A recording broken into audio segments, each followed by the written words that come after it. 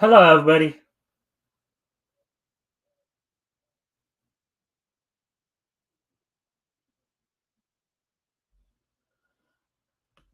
All right, so now with that part out of the way, of course. So happy Wednesday, everybody. Happy Hump Day, as it were. As we are, of course, we're in the middle of the week now. Um, so as we, um, we still have, we're still trying to get through all the news and stuff like that. So we're just waiting, let people have a chance to come in here. Um, in a few moments here. Okay, let me see if I can do some stuff here. Real quick. I'm going to turn on some music. I'll be right back. Um, so just, I'll be right back.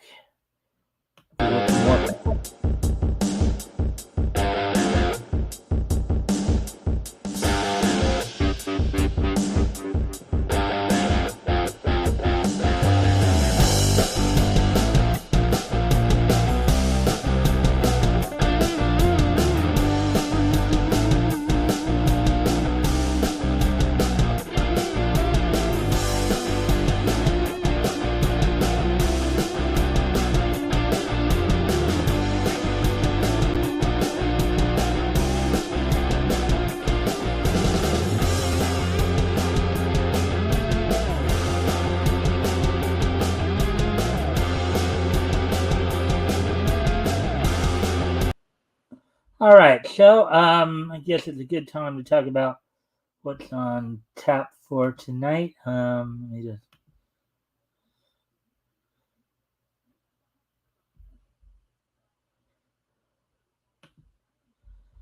Let's see that.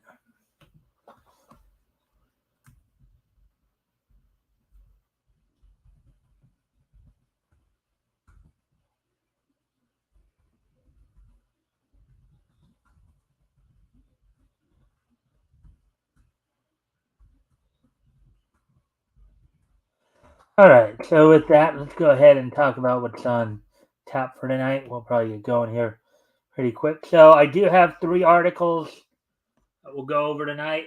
Um, Mark Millar recently came out in an interview was talking about how mainstream, particularly DC and Marvel, are in the worst state they've been in it's ever been, and suggested they should bring back a lot of the old comic book legends. I'll get them back on track. Also, Boom Studios expands on Keanu Reeves' Berserker by tapping the Batman Part 2 co-writer for Berserker Fallen Empire. And also, we will be talking we'll be updating you on the some more news on the live action One Piece movie going on. Related producer Marty Adelstein likes on failed Cowboy Bebop, and I do remember that seeing this the other day, seeing Jared Arts talking about this the other day, I believe. I think Yellow Flash did as well. So with that, and I get back to the original article there.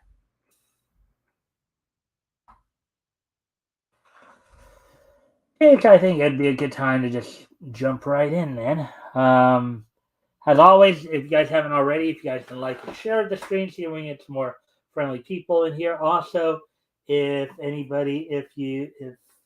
here grabs your attention, feel free to comment and or ask questions, and I'll try to answer the questions to the best of my ability. With that, why don't we go ahead and we're at the 4.5 minute mark here, looks like. So why don't we go ahead and get going here?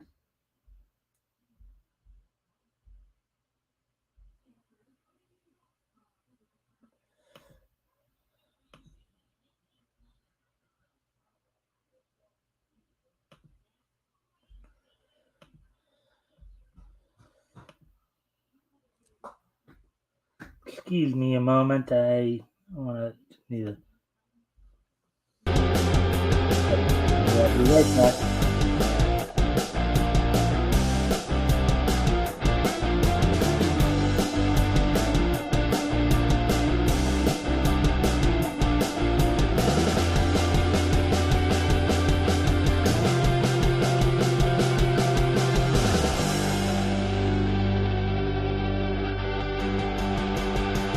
Sorry about that. Thought somebody was knocking on our door, so I had to look up my window there to check, but nobody was there. So, um, anyways, let's get to this first article then.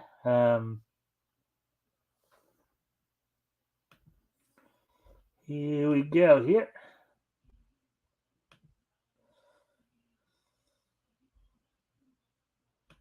Season.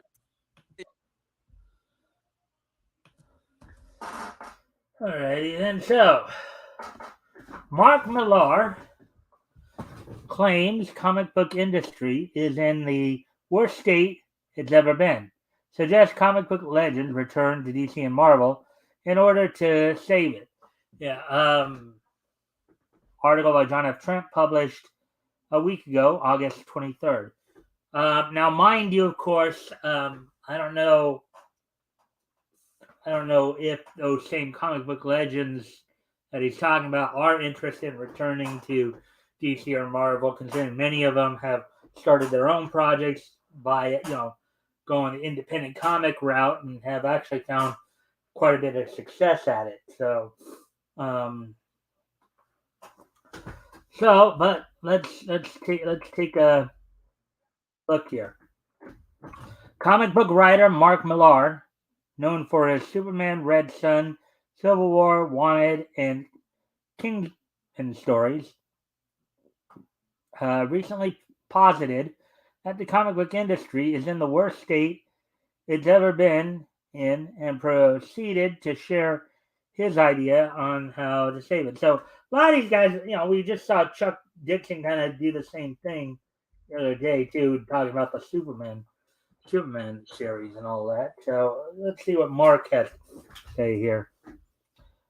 During an appearance on the Thinking Critical channel, Millar confirmed his previously announced return to DC for a Superman story and then quickly segued into positing his idea that at least 20 comic book legends should return to both DC and Marvel to do at minimum 2-year runs in order to save the comic book industry. Again, I personally don't see that happening as long as they keep pushing the woke stuff.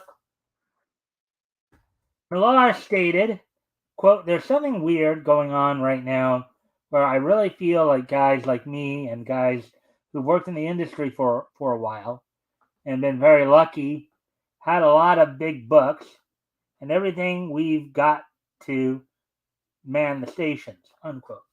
Quote, "I think everybody's got to come in and do a couple of projects and find an artist who as good as you can possibly get and just do some killer run on something," unquote, he added. Yeah. The only problem is that I doubt if I'm right, and I have a feeling that I know who specifically he might be talking about.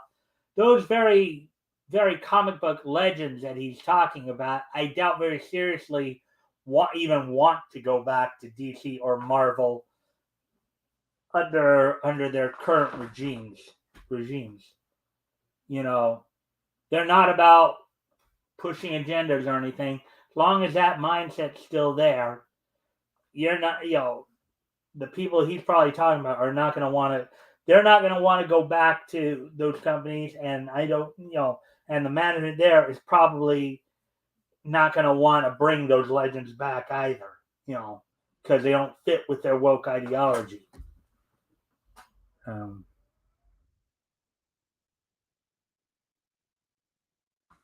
as for why he believes these comic book legends should return, he explained it's because the industry is in the worst state it's ever been in. Yeah, maybe mainstream comics is because of things like a lot of the junk they're putting out there, the agenda pushing, and the attitude of if you don't like my book, don't buy, or if you don't like my politics, don't buy my book. Anyways, he said, quote, "The retailers, they're struggling out there, they're dying. All my friends and retailers are saying It's never been. Never know. They've never know it as hard as this. Unquote. Well, I don't know. Well, maybe because granted, I know RJ hasn't had the LCS guys on in a couple months here, so I don't know if that is as widespread as Millar is stating it. And maybe next time I talk to RJ, he can clarify for that. Let's see, anybody here yet? Nope.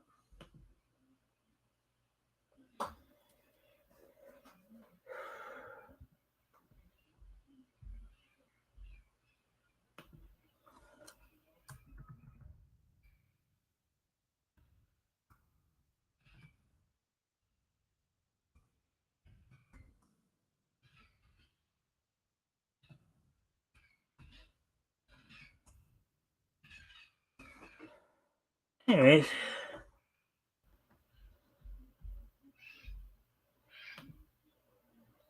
all right. So with that, let's continue on with the article here. Let's see. Millar then further elaborated on his idea to bring comic book legends back. Quote, and I was like, okay, let's get Olivier Coipel and Pepe Larraz or whatever, and we go and do a Captain America and a Wolverine run or something. Everybody's got to come back and two runs, and if 20 big name writers and 20 big name artists do that, you've got an amazing couple of years of comic books.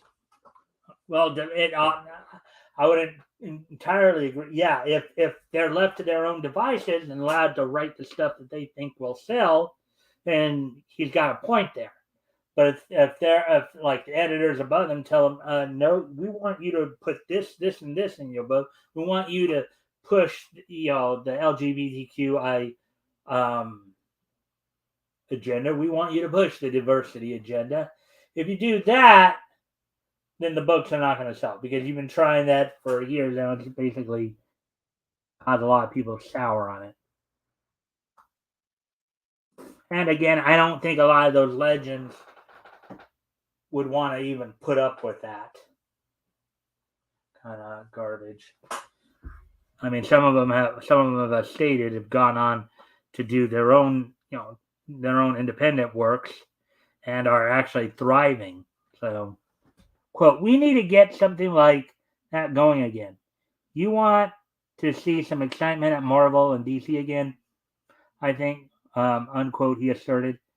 Reacting to Millar's proposition, Yoel Carter, the proprietor of Fantastic Comics in Berkeley, California, suggested either Mark Millar or Todd McFarlane write Spider-Man, explaining, quote, because that's the book it needs to be. Of course, everybody knows that. Well, McFarlane is, I think, busy at Image doing Spawn and maybe some other books for Image. So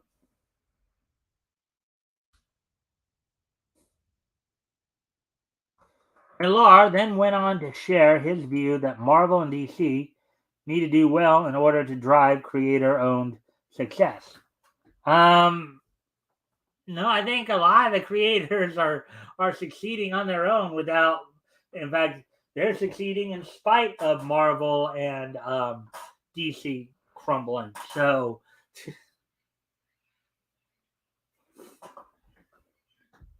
let's see.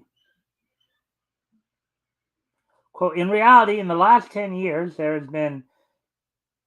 hasn't been any real big blow up success in the creator owned world. Uh, Not true. I can name a few titles there that have actually done well. iStone comes to mind. Cyberfrog. Let's see. I heard Thin Blue Line did pretty well. Like Baron's book.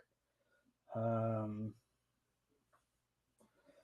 yeah. So I mean, a lot of this is bull, I think. But Saga was probably the last one that went crazy. So is he just ignoring ISOM then? Things have done, they've done nicely. But Saga was the last time it was a phenomenon. I think Walking Dead prior to that. So, there's been a few, unquote.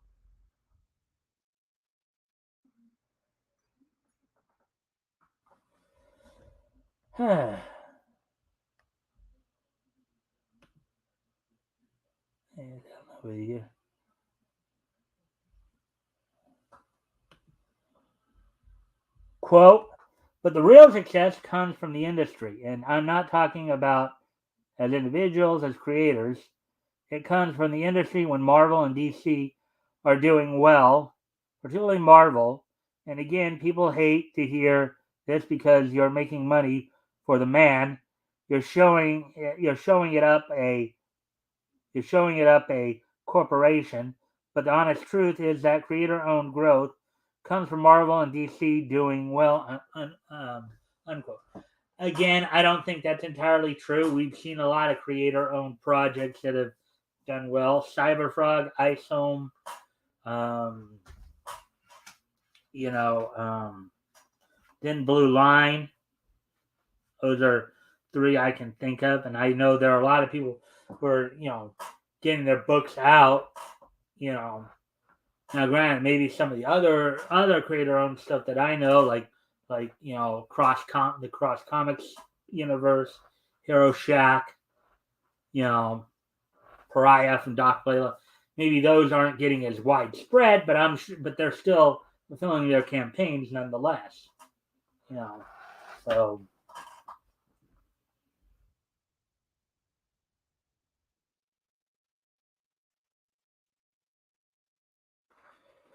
from there, Millar returned to this idea to save the industry and noted that the current output from the companies are just not good. Quote, everybody needs to go back and do one or two projects, I think, and I'm going to try and get my friends to do this over the next couple of years. Try and get some excitement going back at these companies. Yeah, again, nobody's gonna want to go back as long as the current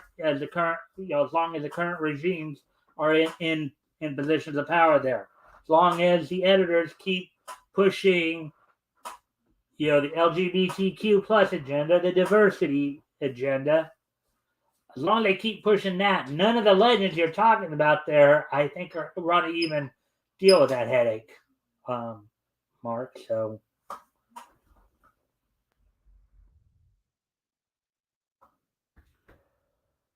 quote, obviously, there's some great books. There's 2 or 3 good books, I think, at DC right now, but you need 20 good books. There needs to be 20 great books, unquote, he stated. Millar continued, quote, and you can go back and look at these other periods in history. Look at the 90s, look at the 80s, look at the 60s.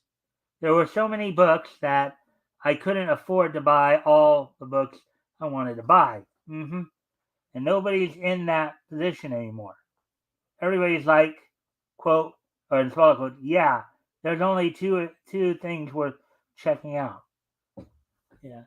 Well, now to that, the reason, I mean, you go back even further, okay? You go back even further. You go back to the golden age, like we have been doing on the historical comic retrospect on Friday nights. Personally, I think anthologies are better than, doing, doing monthly feature books. Okay, anthologies you can get like, depending on how big you make the book. I mean, granted, back in 1939, where we're at now, you had a lot of superhero comics that were putting in 7 or 8 features. Now, of course, as we've talked about, comic books back then were more like comic. They would even call them comic magazines. They were magazines, not where they were just you know where they were just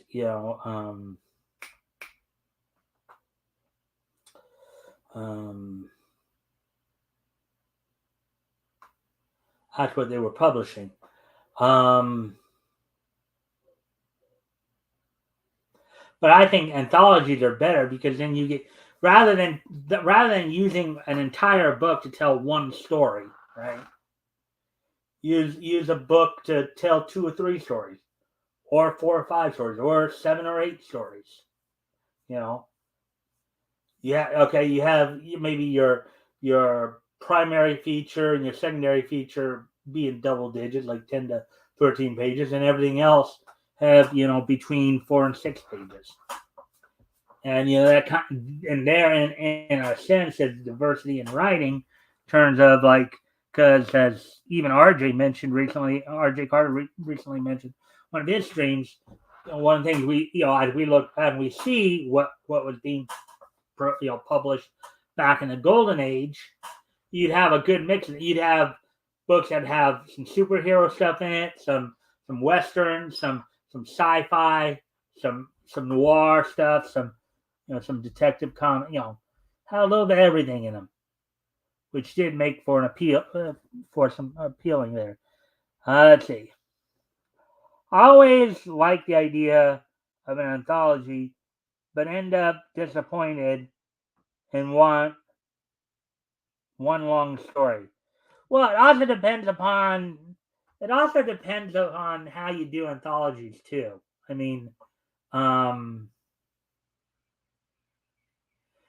if you're interested in the day-to-day life of somebody, you know, if you make your connections that way to a character, where you feel like you want to, where you kind of wish you could go into their world and hang out with them. Now, I know nobody wants to hang out with the current crop of characters or the current way they're being written, but you go back in time, you go back to Golden Age and even the Silver Age. Sure, there are many of us who want to hang out with the Golden Age Superman or Captain America, or a Silver Age, Aquaman, or um, Spider-Man. So I mean, yeah, I mean that's basically As I said, though, I think anthologies are overall better if you know because they can be more episodic, and it can be more like a little. In some ways, I think anthology writing is better in that it's almost like you kind of get a day to day transit. Like when we look back, and we look at those monthly anthologies, right? It's like within the context of a story, it's a matter of maybe 2 weeks to a month that's happening. The events of the story are happening over 2 weeks to a month period, if you really think about it. You know, um, but having one continuous story to where you're stuck in one place for 6, 12 issues, you know, without anything really progressing, you know, that that's probably not as thrilling as people may think. Anyways, if you haven't already, if you can like and share the stream, see if we can get some more friendly people in here, that'd be appreciated. Also, anything here grabs your attention, feel free to comment and or ask one. I'll try to answer the question to the best of my ability. So, anyways, see where we're at now. All right, yeah, we just finished that paragraph. So, quote: I want to see people in that position again, where they're holding $20 in their hands, but they need $60 for a number of good comics that come out that week. He detailed. I think what I think what most fans would love is like being able to get books for like 10 cents, per book, like it was back in 1932.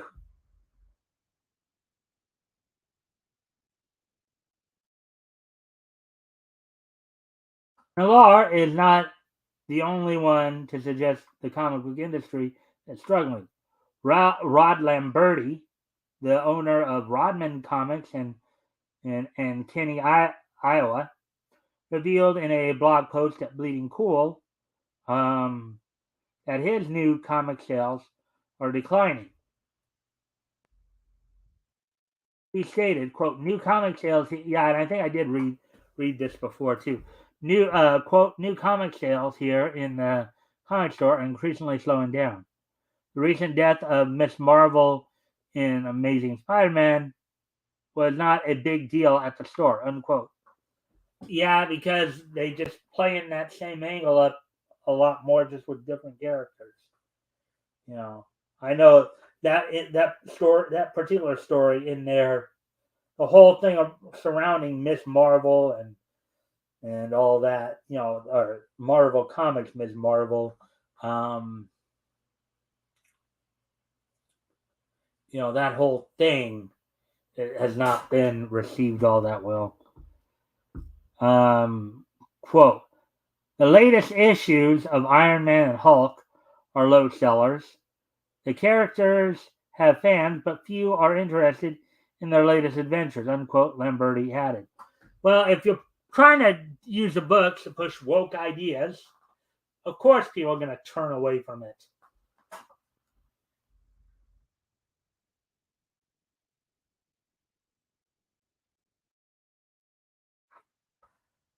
Let's see. Yeah. DC Studios CEO James Gunn also informed Michael Rosenbaum earlier this year, and we covered this interview. Now, those of you who don't know, Michael Rosenbaum, of course, was the voice of Wally West Flash in the DCAU's version of Justice League and Justice League Unlimited.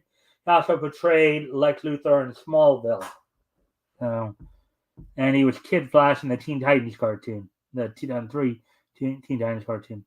Quote, I started out, I wanted to write comic books when I was younger. If I was writing comic books today, I'd probably be unhappy because so few people are reading comic books. Well, we kind of know why. People aren't interested in what you're writing, what you're putting out there. People don't want to be preached at. People don't want woke ideology pushed in their face. As far as other ideas to try and rejuvenate interest in DC and Marvel, Jim Lee believes James Gunn can do that. Well, if he keeps pushing woke, then he's not. He explained to The Hollywood Reporter, it's amazing to have partners in Peter and James, particularly James. He was a comics fan growing up and knows our mythology inside out. And having that kind of ally in the live action space allows us to really leverage what he is doing and allow us to market and sell comic books to new readers. A lot of those people that you're saying you're trying to cater to aren't buying your books. They're not really interested in reading them. Quote, these are people who are interested in his movies, his TV shows, and if they want to take a deep dive these characters, he directs them to the comic books. He added. Yeah, when you're using other media to kind of help bolster your industry isn't that bad. I mean, my interest and particularly the DC universe came from me watching the Super Friends growing up. Anyway, what do you make of Millar's idea of saving the comic book? Yeah, I think he's. It almost sounds like he's trying to be a cheerleader for the corpos, and I think most people just are not going to buy it. I mean, I don't think like some of the legends he's probably talking about, guys like Chuck Dixon and Mike Barron and Ethan Van Sciver, I don't think are going to want, as long as the current regime is in place there, I don't think any of these legends that he may be talking about are interested in going back to help save those companies. You know, because the industry may do fine. You know, yes, as with any industry, you do have some who will struggle, but the legends, they're not struggling. A lot of the legends are actually doing quite well for themselves, I think, on the indie scene. So that's just my 2 cents, though. But anyways, can we move on to probably the one, three.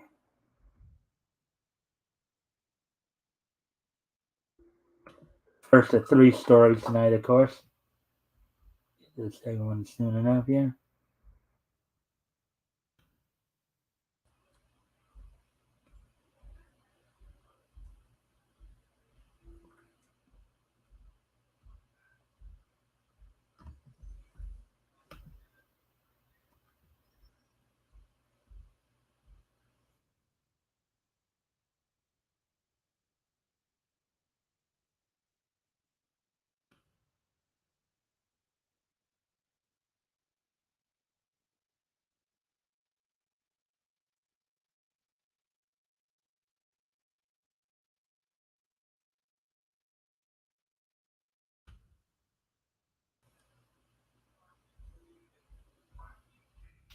All right, there's our next story right there.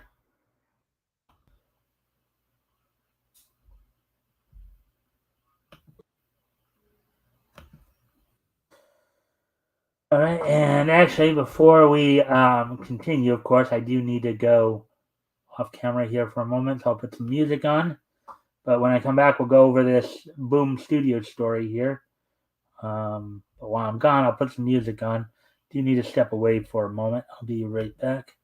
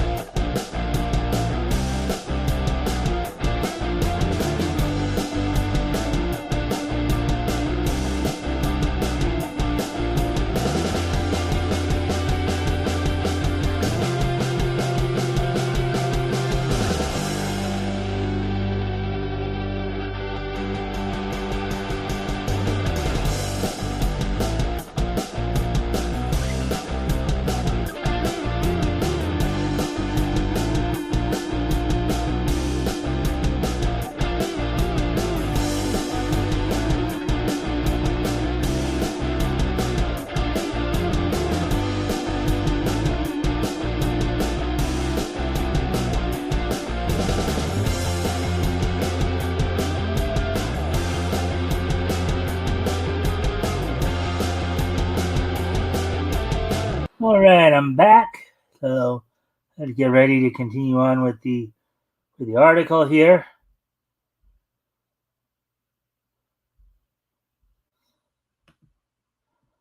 All right, so Boom Studios expands on Keanu Reeves in small quotes Berserker by tapping the Batman Part 2 co-writer for in small quotes Berserker Fallen Empire. Article by John F. Trent published on the 23rd in the comic book section. So, Boom Studios announced that they are expanding the realm Keanu Reeves Berserker by tapping the Batman Part 2 by tapping the Batman Part 2 Matson Tomlin to pen Berserker Fallen Empire.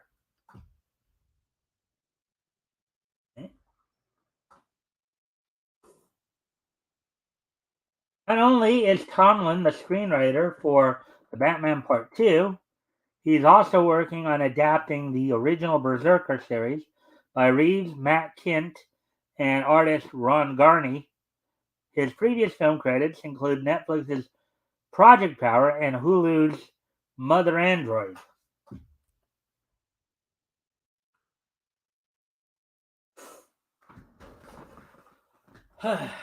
Tomlin's previous comic credits include Batman the Imposter, where he collaborated with artist Andrea Sorrentino at DC, as well as Boom Studios' A Vicious Cycle, where he teamed up with artist Lee Bermejo. In a press release, Boom Studios revealed Tomlin is joined by artist Rebecca Isaacs and colorist Jordi Belair for Berserker Fallen Empire #1.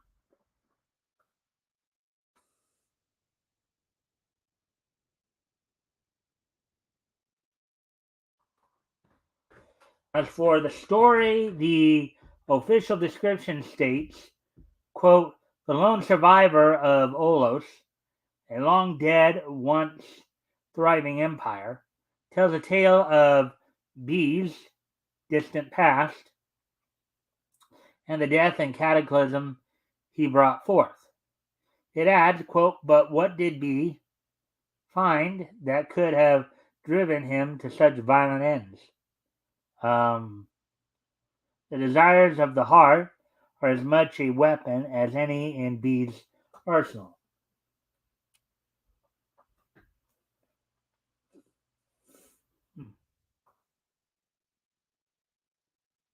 Tomlin commented, quote, given that I've been adapting the feature film version of Berserker, it's a surreal honor to have been invited to pen a small chapter in B's 80,000 year history, add to its story in comics, unquote. Quote,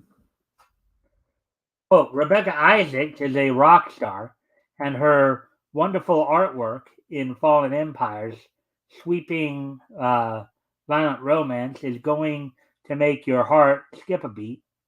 More than once, he continued, unquote, he continued, quote, what a delight to play in the world of Keanu, Matt, Ron, Bill, Clem, and Boom have created.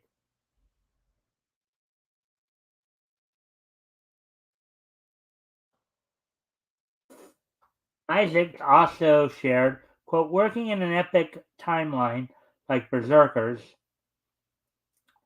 um, that spanned all of human civilization, it's a special treat to be able to slow down and watch B and what makes him tick through more of a micro lens, unquote.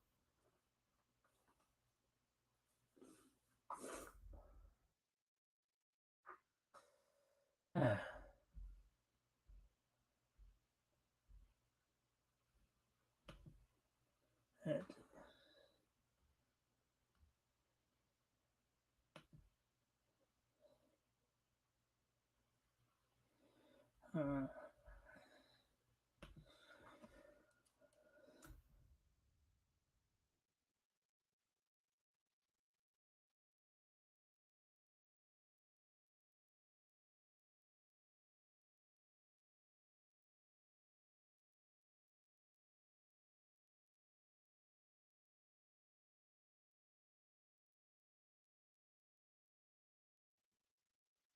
Anyways, we continue on here. Let's see. Quote, Matson is brilliant at fleshing out the subtleties of complex characters. I was sucked in immediately and can't wait for Berserker fans to get this glimpse into this gripping and heartbreaking moment in B's history, unquote, she concluded.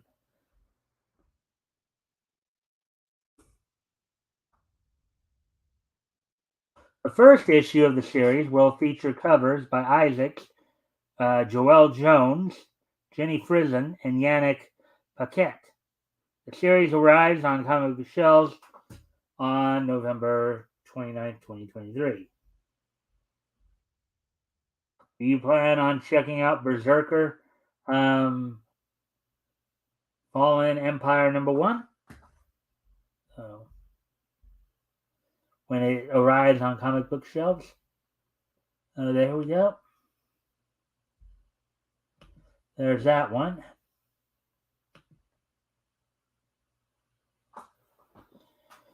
And we'll get to the.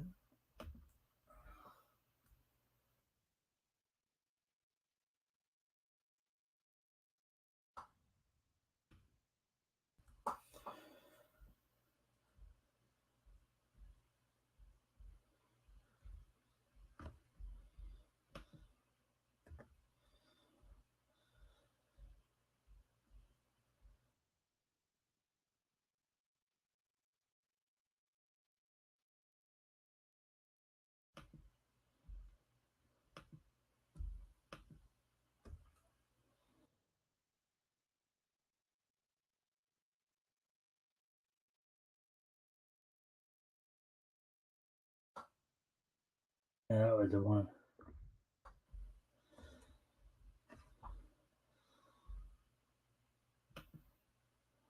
All right, so this is the last article we're going to go through tonight. All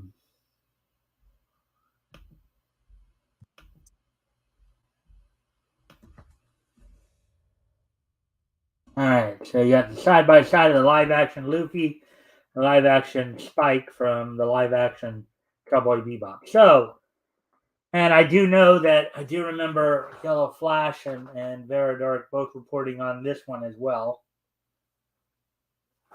So let's see a little bit. Netflix's live action installment One Piece, dead producer Marty Adelstein reflects on failed Cowboy Bebop adaptation. Quote, what we learned is that the fans are expecting you to be true to the source material, which is true. That shouldn't have been such a should not have been such a revelation, though, dude. But live and learn, I guess. Article by Spencer McCulley, published back on August 25th, which is this past Friday, in the anime manga television section.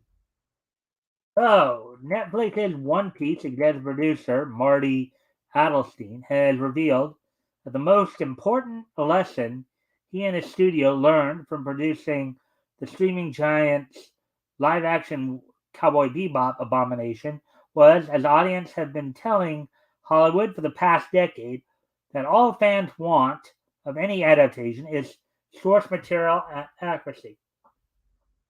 Basically, we want a live action version of the anime,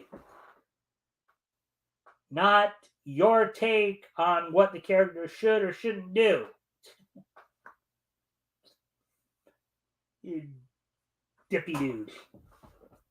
Adelstein, who served as an executive producer on both anime adaptations and whose Tomorrow Studios produced them, opened up about his current mindset during a recent One Piece-centric interview given to Variety's Jennifer Moss.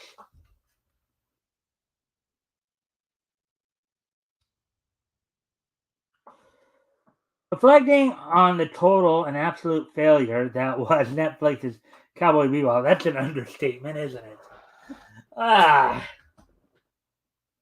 Adelstein admitted, quote, what we learned is the fans are expecting you to be true to the source material, unquote. Like, duh. Like, yeah, right? Duh. Quote, as we read the comments, in brackets, in response to Cowboy Bebop, unbracketed, it was always, in small quote, well, they didn't do this character the same as that, as this and that, unquote. He explained, quote, it really taught us a lot of what we needed to do with this one, unquote.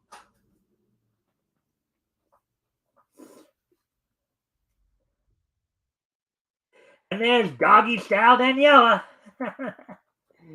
Daniela Pineda, who was portraying Hey Valentine, he went off on that full-on tirade, and then of course I know that one of the things that was found, we saw her in a doggy style position in another movie she did.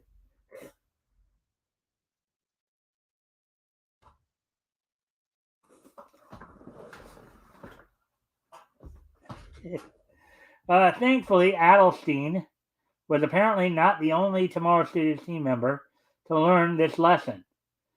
According to studio president Becky Clements, after facing the cold, hard truth that their hubris in attempting to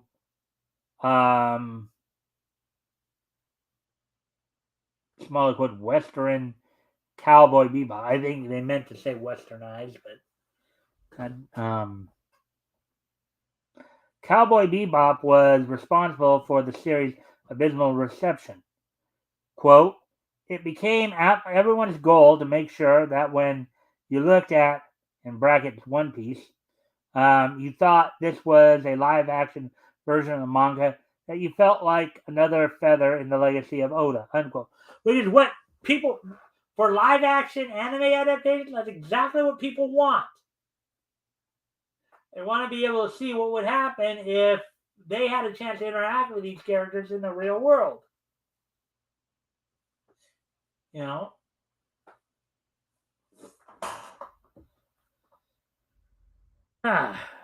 Quote, that people just got to see it in another genre, but still have the same reaction and feeling toward the narrative, unquote.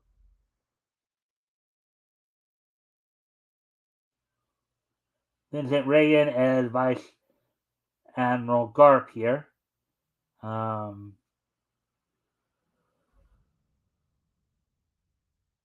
According to the One Piece set photos and trailers released thus far, it seems that Tomorrow Studios truly put their money where their mouth is when it came to the Straw Pirates. While some elements of the series admittedly give off cosplayers recreating their favorite scenes for YouTube vibe, let's be honest, Arlong looks exceptionally wonky. The fact that a number of scenes seen thus far can be matched one for one with the original manga inspires far more hope in the series' faithfulness than possibly anything else could. And that looked like Arlong right there. From left to right, Chandra LaRoe as Karubi, McKinley Belcher the third is Arlong, season One Piece. Of course, a large factor in One Piece's source material accuracy is the fact that, unlike with Cowboy Bebop, Tomorrow Studios worked closely with the series' original creator Eiichiro Oda, who is adamant that he have final say in any and all production decisions. Which is good. It's good to see that a creator put his foot down. Wasn't going to allow them to just run roughshod over his property. Well, considering my expected lifespan, I believe this is my last chance to bring One Piece to the entire world, unquote, explained Oda in a written reflection on his time working on the live-action series. Quote, if we're going to do it, I want to be able to supervise things while I'm still active. That's why I agreed to the live-action adaptation One Piece back in 2016. Quote, since then, Netflix has committed enormous resources to the production, unquote. He further detailed it was, quote, it was announced that the show will launch in 2023. But they've promised that we won't launch it until I'm satisfied. Hmm.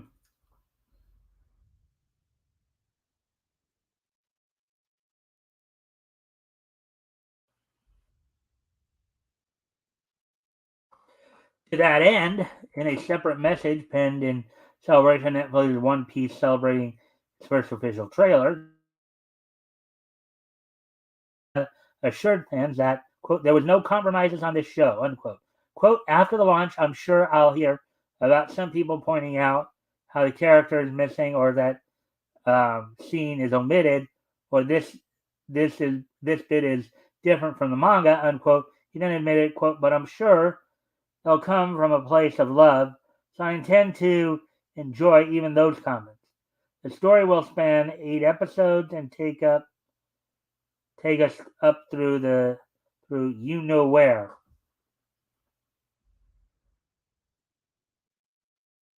Further reassuring fans of Netflix's respect for the source material, Oda then revealed, quote, even after the shoot was over, there were a numerous scenes the production agreed to reshoot because I felt they weren't good enough to put out to the world, unquote. So at least this time they were listening.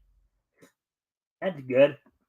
Netflix's live action take on One Piece officially pushes off on August 31st, which of course is tomorrow. Alrighty then. So with that, that's all of the articles we're gonna do tonight. Because we're already at the 55-minute mark here. Got through 3 of them pretty well for the most part. So what we're going to do now, of course, is we're going to go through the we're going to go through we're going to first off do the wrestling wrap up here, just just a couple quick notes on some stuff going on in the in the world of professional wrestling.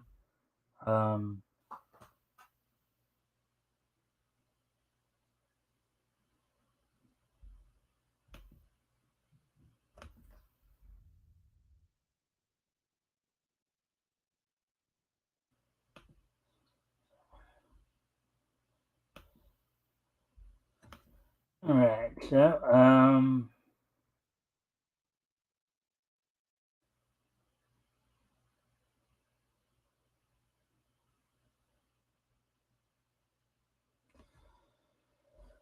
okay, so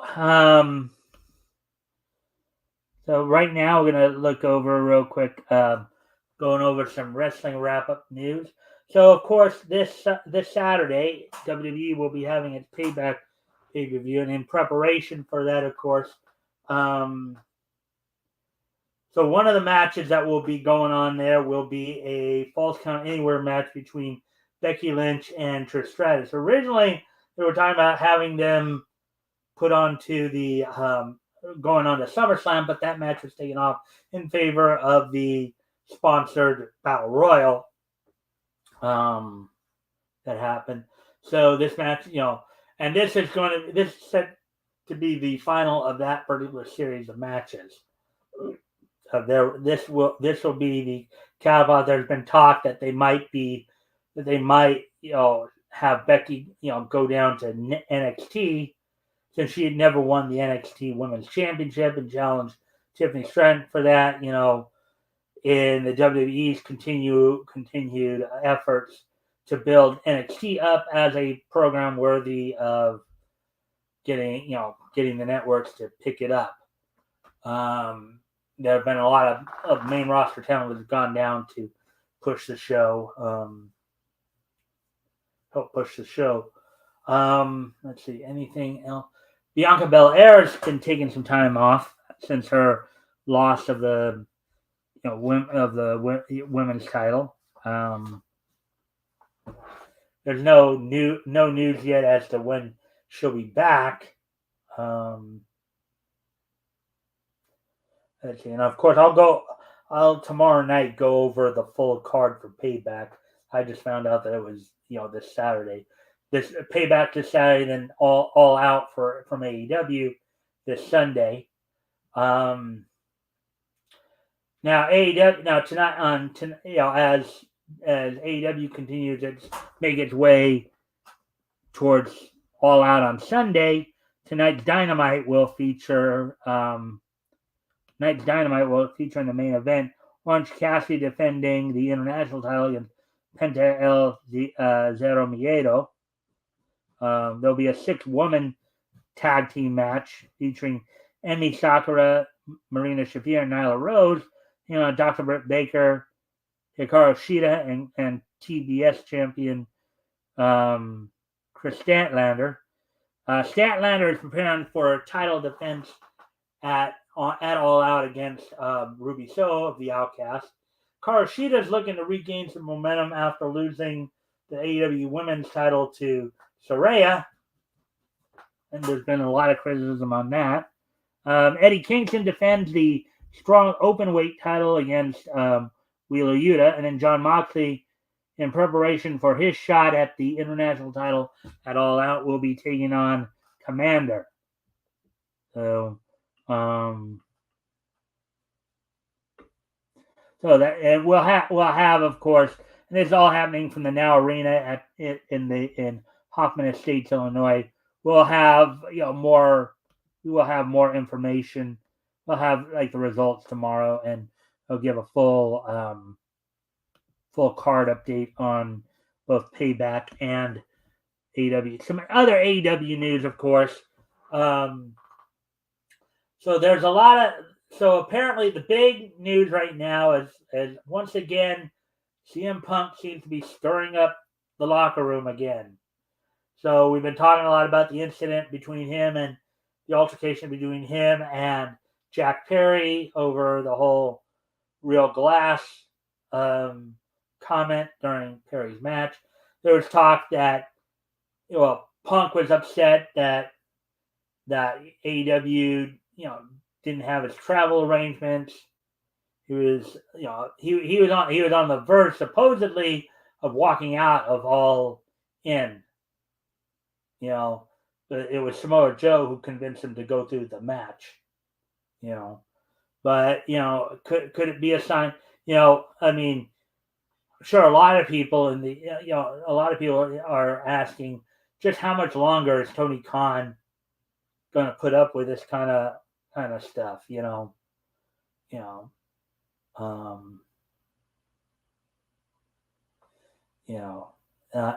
That's the thing right there.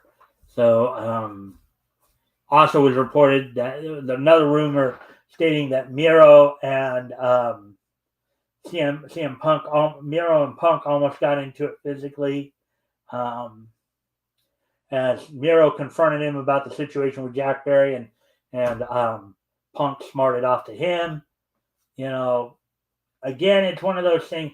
The dude got his own show. Okay, the dude got his own show. Collision was a show that was promoted as something that CM Punk and people who didn't have an issue working with him could go on, and do their work. They didn't have to interact with some of the other talent like the Elite and all that, But apparently that's not good enough for Punk. He's still stirring up, garbage. Even Eric Bischoff recently came out and talked about how much he's asking Tony, hey, how much longer are you gonna put up with this? Can't let the inmates run the asylum. Albeit people would argue that Bischoff did just that with the NWO, particularly with Hogan, Nash, and Hall.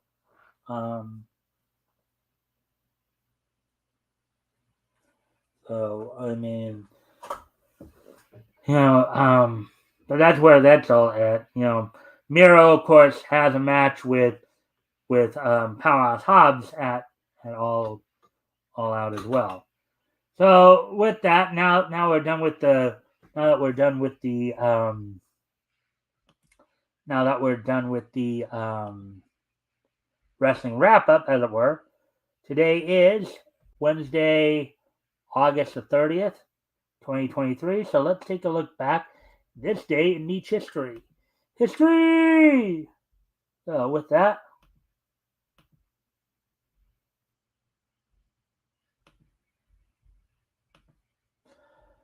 on this date, 50 years ago today, back in 1973, the 50th issue of Little Dot's Uncles and Aunts from Harvey Comics went on sale on this date back in 1973. Sold for a quarter with 48 pages. There you see Little Dot and balloon caricatures of a lot of the characters involved in her book. So, on this date, back in 1973, 50 years ago today, Harvey's Little Dot's Uncles and Aunts, the 50th issue of that, went on sale on this date back in 1973, 50 years ago today. Now, going back 30 years ago today, back to 1993, on this date in 1993,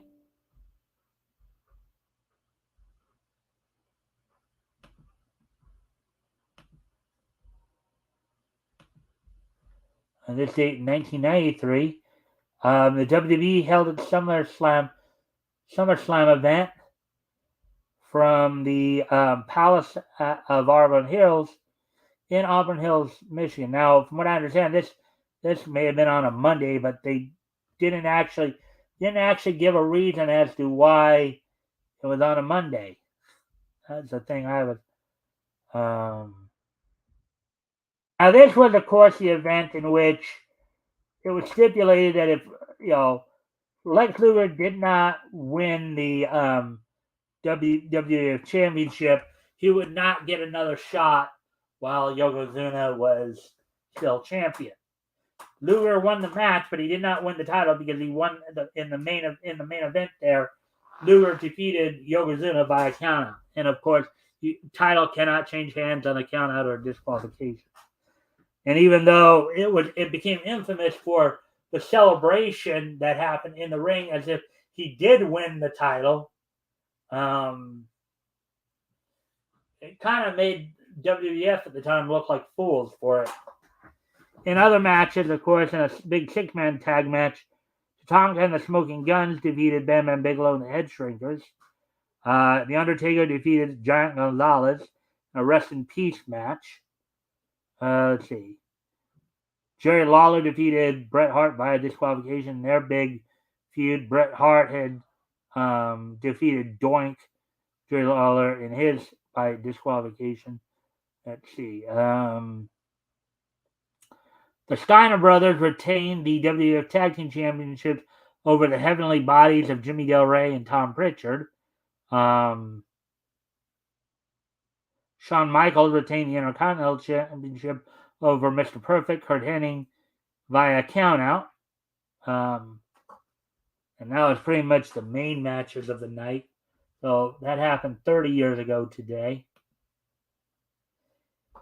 And then now getting to the final, as we go back just 20 years ago today, back to 2003, as on this date back in 2003, Z-Bex's Shaman King would make its English dub debut on the Fox Box program, Fox Box block. Let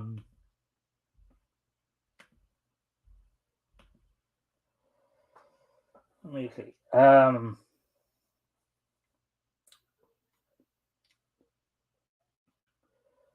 So on this date back in 2003, Shaman King would premiere on the Fox Box program, the dub version of it. So with that, I thank everybody for being here. I hope everybody enjoyed the show. Of course, tomorrow we'll be back. Most likely, of course, we'll be doing the Indie Comics Showcase article from Bleeding Fool. If not that, we'll try to get caught up on more articles, try to close the gap a little further. We're now 5 days, and don't forget, of course, this Friday, Rick Piper from Cross Comics will be on with me as we continue our look back through comics history, looking back to books that went on sale in December of 1939. This time from Timely Comics, which we know of today as Marvel Comics. We'll be looking at Marvel Mystery Comics Volume 1, Number 4, and Daring Mystery Comics Volume 1, Issue 2. So with that, I thank everybody for being here, and I hope to see you all back here tomorrow. Bye.